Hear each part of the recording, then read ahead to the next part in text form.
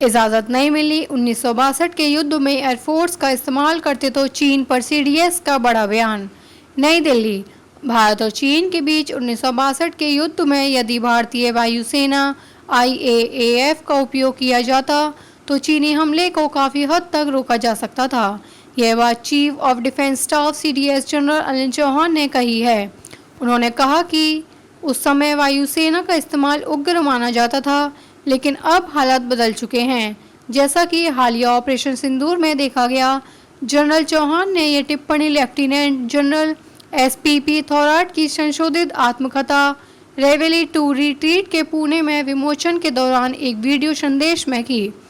General Chauhan ने कहा कि 1962 में अपनाई गई फॉरवर्ड पॉलिसी को लद्दाख और north east frontier agency NIAFA वर्तमान अरुणाचल प्रदेश में एक समान लागू करना गलत था। इन दोनों क्षेत्रों का विवाद का इतिहास और भौगोलिक स्थिति बिल्कुल अलग थी।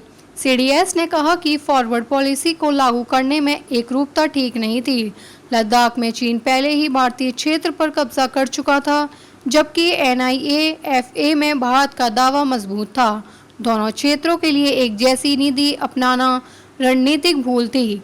जनरल चौहान ने बताया कि भू राजनीति और सुरक्षा स्थिति अब पूरी तरह बदल चुकी है, जिसके चलते उस समय के फैसलों को आज के संदर्भ में आंकना मुश्किल है। उन्होंने यह भी कहा कि लेफ्टिनेंट जनरल थोराट ने वायुसेना के इस्तेमाल पर विचार किया था, लेकिन तत्कालीन सरकार ने इसकी अनुमति नहीं दी। वायुसेना की तैनाती से न केवल चीनी आक्रमण धीमा पड़ता, बल्कि सेना को तैयारी के लिए अधिक समय भी मिलता। जनरल चौहान ने बताया कि 1962 में वायुसेना का उपयोग न करना एक बड़ा अवसर चूकना था। छोटे टर्न अराउंड समय, अनुकूल भूगोल और अधिकतम पेलोड की क्षमता के कारण वायुसेना चीनी सेना पर भारी पड़ सकती थी। उस समय इसे उग्र माना गया, लेकिन मई 2025 के ऑपरेशन सिंदूर ने दिखाया कि अब वायुसेना का उपयोग सामान्य रणनीति का हिस्सा है।